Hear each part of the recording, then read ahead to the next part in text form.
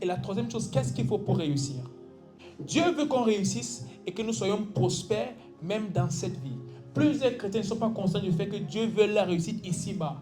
Ils pensent qu'on est ici pour souffrir et quand on va mourir, on va aller célébrer. Non, non, non, non, non. La Bible dit, c'est mon souhait que vous prospérez à tous égards, que vous soyez en bonne santé comme prospère l'état de votre âme. Donc c'est son souhait qu'on soit comblé dans tous les domaines de notre vie, dans tous les aspects de nos vies.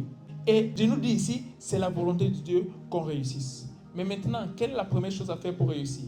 Il faut méditer sur la parole de Dieu. Josué chapitre 1, verset 8. Les cobras disent offrant ancré de l'os. Josué chapitre 1, verset 8. Que ce livre de la loi ne s'éloigne point de ta bouche. Oui. Médite-le jour et nuit. Pour agir fidèlement selon tout ce qui est écrit. Car c'est alors que tu auras du succès dans tes entreprises. C'est alors que tu réussiras. Amen. Que ce livre de la loi ne s'éloigne point de ta bouche. Médite-le jour et nuit pour agir fidèlement selon ce qui est écrit. Car c'est alors que tu auras du succès dans tes entreprises. C'est alors que tu réussiras.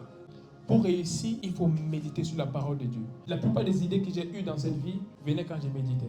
Il y a des idées par rapport à plusieurs choses. Vous savez, ce que Dieu nous a donné pour cette vie est contenu dans sa parole. Si tu te donnes à la lecture de la parole de Dieu, tu vas découvrir qu'il y a des idées qui vont venir et tu vas te poser des questions. D'où est-ce que ça vient? Tout est dans la parole, parce que la parole c'est Christ. Et quand tu fouilles cette parole, toutes les choses qu'il faut pour toi en Christ se trouvent en Christ qui est la parole. Lorsque tu lis la parole, tu as la connaissance de ces choses et à partir de ce moment, tu peux les appliquer. Voilà pourquoi la Bible nous dit, et veille à agir fidèlement selon tout ce qui est écrit. Donc il y a le fait de méditer, il y a le fait de pratiquer.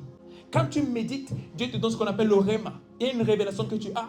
Et maintenant tu pratiques ce que tu as reçu par révélation.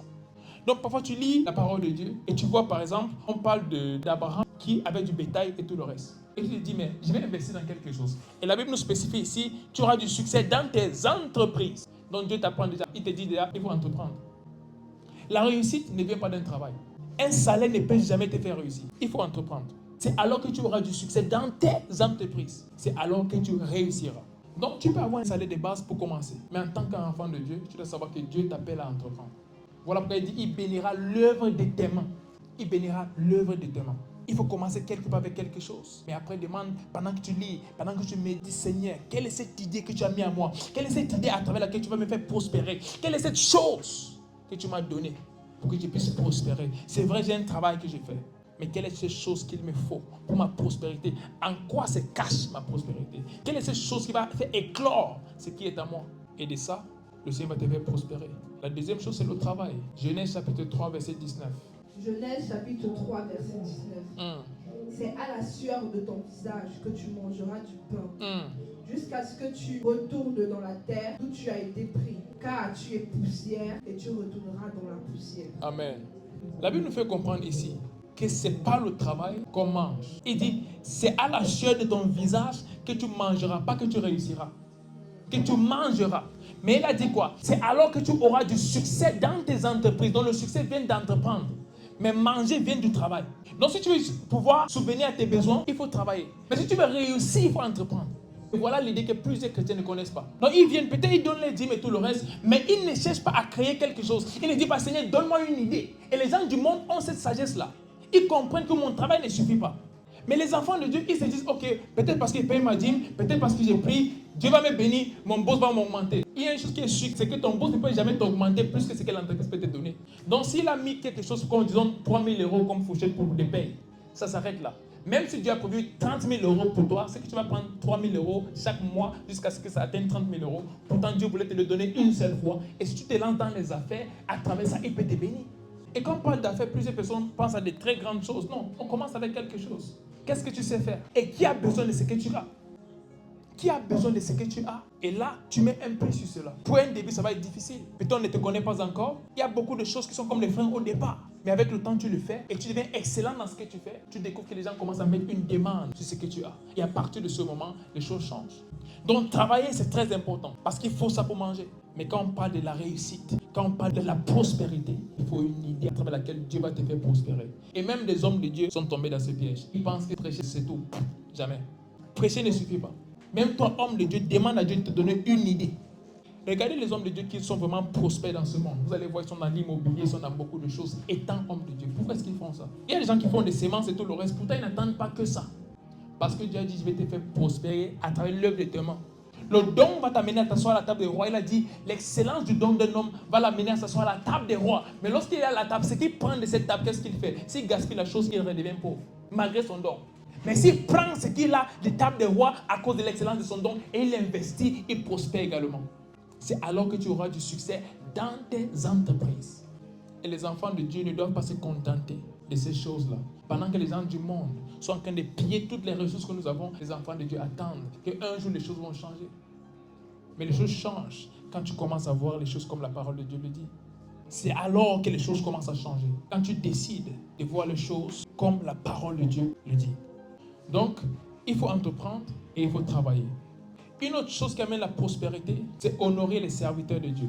La Bible dit dans 2 Chroniques chapitre 20, verset 20. Puis ils se levèrent du grand matin et ils sortirent vers le désert de Tekoa. Et comme ils sortaient, Josaphat, se tenant debout, dit, Juda et vous les habitants de Jérusalem, écoutez-moi.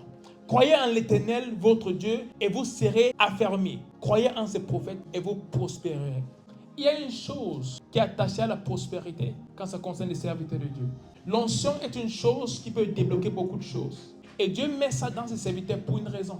Parce qu'il a dit, il a envoyé apôtres, prophètes, évangélistes, pasteurs, enseignants à l'église pour amener le corps de Christ à un niveau de maturité. Quand on parle de maturité, plusieurs pensent que c'est juste l'enseignement dans la parole de Dieu. C'est également des grâces pour amener des personnes à aller plus loin dans la vie. Voilà pourquoi c'est possible pour un homme de déclarer quelque chose dans ta vie qui n'était pas. Et ces choses commencent à se manifester. Pas parce qu'elle était là avant, mais parce qu'il a en lui ce qu'il faut pour qu'elle se manifeste.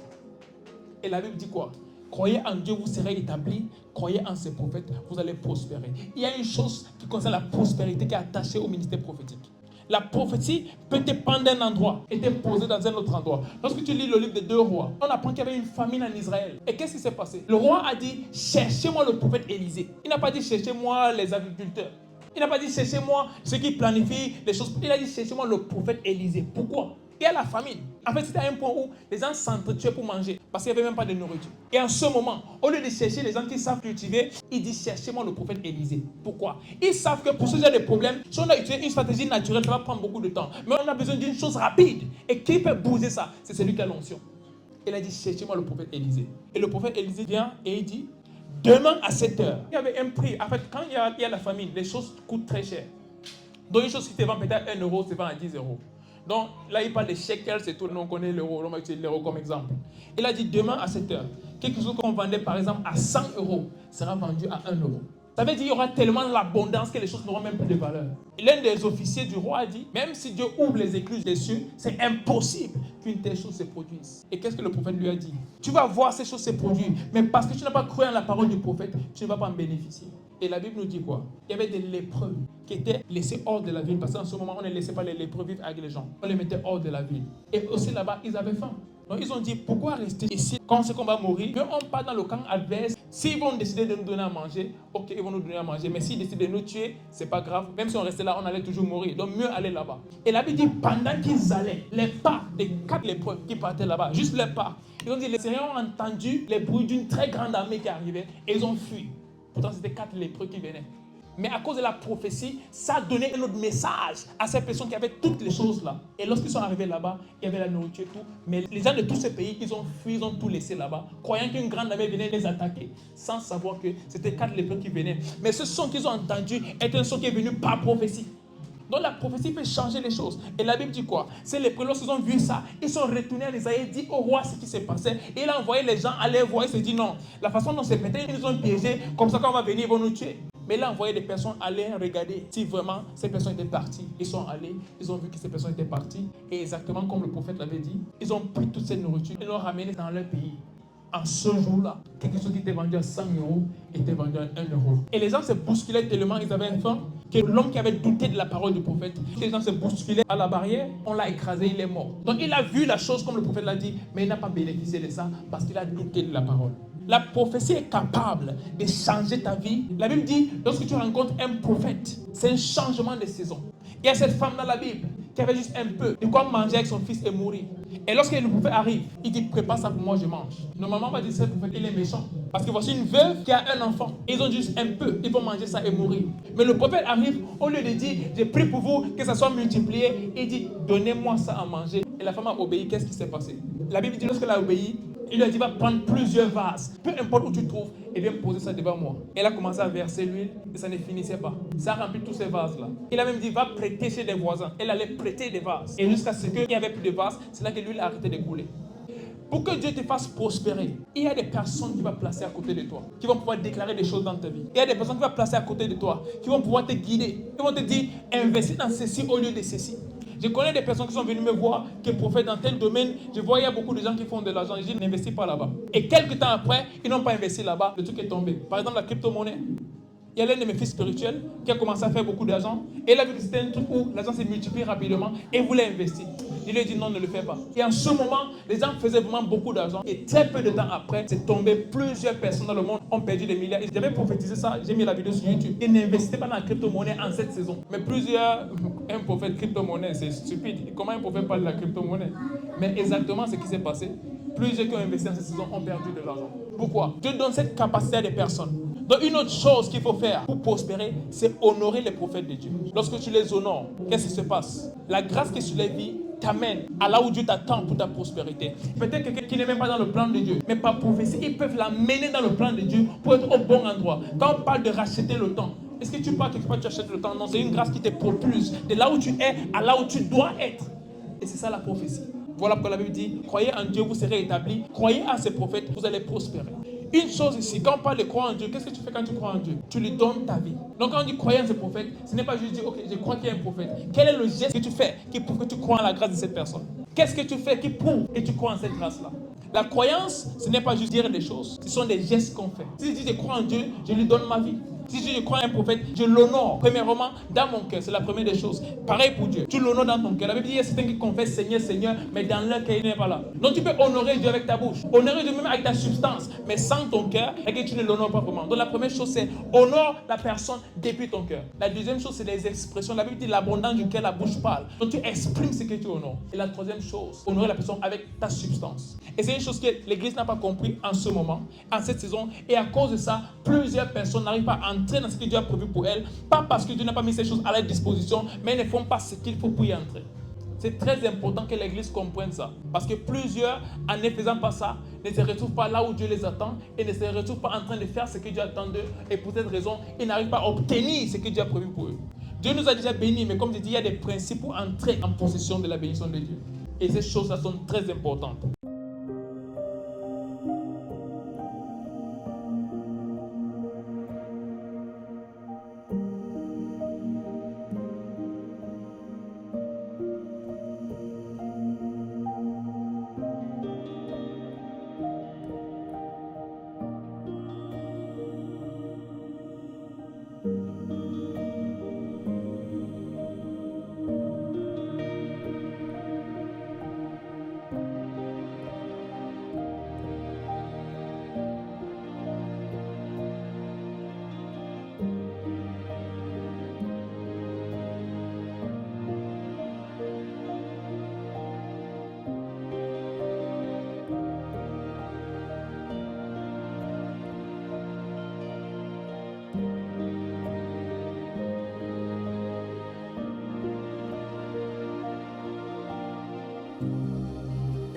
Et la Bible nous dit clairement que lorsque nous voyons toutes ces choses, toutes ces guerres qui se passent dans le monde, nous devons savoir que la venue de Christ est proche.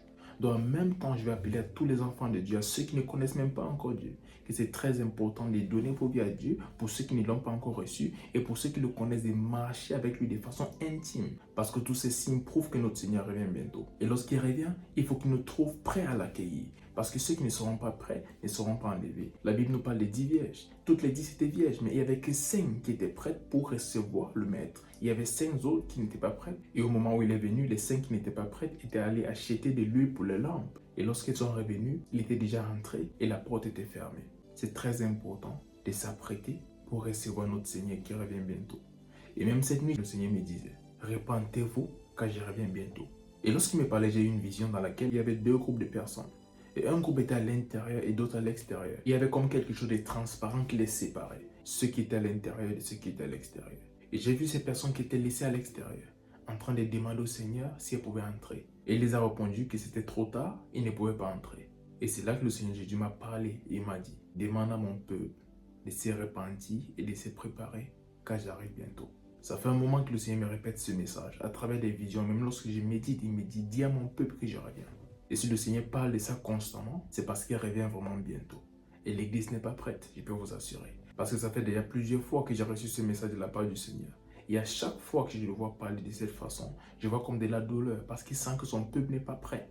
On est peut-être plusieurs à l'église, mais ce n'est pas tous qui sont prêts pour aller au ciel. Et s'il revient maintenant, il y a plusieurs personnes qui sont même à l'église qui n'auront pas au ciel. N'en parlons pas de ceux qui sont encore dans le monde. Eux tous, ils seront perdus. Mais la Bible a dit avant qu'ils ne rentrent, la connaissance de sa gloire va envahir le monde. Mais ce n'est pas encore le cas de nos jours. Et en plus de ça, même à l'église, la connaissance de sa gloire n'est pas connue par tous. Cela est une preuve que nous ne sommes pas encore prêts. Il est très important qu'on s'apprête parce que notre Seigneur Jésus-Christ revient bientôt. Préparez-vous parce que nous sommes dans le temps de la fin. Il y aura des persécutions contre les enfants de Dieu. Il y aura des guerres et il y aura beaucoup d'autres choses qui vont essayer de déstabiliser notre foi. Mais c'est à nous d'être focus sur Christ et de ne pas se laisser être distrait par tout ce qui se passe. Parce que la distraction peut aussi nous amener à perdre de vue notre but. Et si cela se fait, tout ce chemin que nous aurons parcouru jusqu'ici sera en vain. Mais j'ai prié pour toi en ce jour que le chemin que tu as parcouru jusqu'ici ne soit pas en vain. Que tu puisses tenir ferme et que tu restes fidèle à Dieu jusqu'à la fin. Que rien ne puisse ébranler ta foi. Fais confiance à Dieu parce que le même Dieu qui t'a sauvé est capable de te guider jusqu'à la fin. Donne-toi plus que jamais à son service en ces jours parce que ce sont les temps de la fin. Et pour ceux qui ne sont pas encore enfants de Dieu, donnez vos vies à Dieu maintenant. Il n'y a plus le temps. Il dit dans le livre de Romains chapitre 10 verset 9 que celui qui croit qu'il a ressuscité d'entre les morts et qui le confesse comme Seigneur sera sauvé.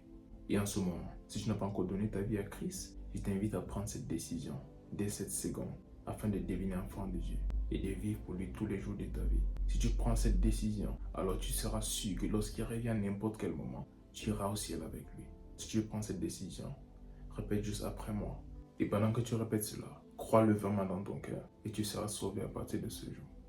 Dis Seigneur Jésus, merci pour ma vie. Merci pour tes projets pour moi. Je reconnais que je suis pécheur. Mais par le prix que tu as payé sur la croix, avec ton sang, tu m'as racheté. Je crois dans mon cœur que tu es ressuscité. Et en ce jour, je te confesse, Seigneur et Sauveur de ma vie. Et par la foi, je reçois le don de la vie éternelle. Merci Seigneur, car je suis né de nouveau. Je suis ton enfant. Les choses anciennes sont passées. Et voici toutes choses sont devenues nouvelles. Par ta grâce, je vivrai pour toi tous les jours de ma vie. Au nom puissant de Jésus. Amen. Félicitations. Si tu as fait cette prière, dès cet instant, tu es un enfant de Dieu. Cherche une bonne église dans ta ville et va y persévérer afin qu'il t'apprenne les voies de Dieu et la parole de Dieu. Marche intimement avec Dieu. À partir de ce jour, prends du temps quotidiennement pour lire ta Bible et pour prier. Et je prie que le Seigneur te fortifie, même dans ta marche avec lui, et que son Saint-Esprit t'habite et qu'il te guide, qu'il te remplisse et qu'il t'aide à accomplir la volonté de Dieu pour ta vie. Et surtout qu'il t'aide à demeurer ferme jusqu'au dernier jour, lorsque le Seigneur Jésus-Christ va revenir pour prendre les siens. Au nom puissant de Jésus-Christ. Amen. Que Dieu vous bénisse. C'était le prophète Samuel Fomba. Shalom.